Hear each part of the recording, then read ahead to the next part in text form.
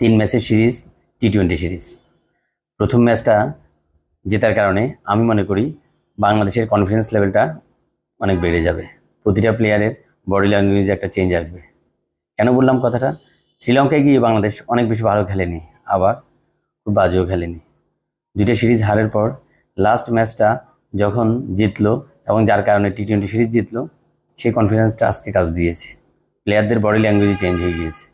বাংলাদেশ দল বাংলাদেশের মাঠে সবসময় ভালো খেলে, তবে শ্রীলঙ্কার সাথে জয়ের কারণে ওইটার এখনও সুবাতাস রয়ে গেছে। একটা পার্টনারশিপ খুবই ইম্পর্ট্যান্ট।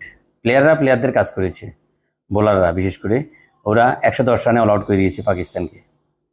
তো ব্যাটসম্যানরা বিশেষ করে আমাদের তামিম আর লিটন ব্যর্থ হওয়ার পর আমাদের পার্টনারশিপ করেছে ইমন আর তহিদ হৃদয়। ওদের পার্টনারশিপে আমরা খুব সহজে 111 রানে পৌঁছে যাই।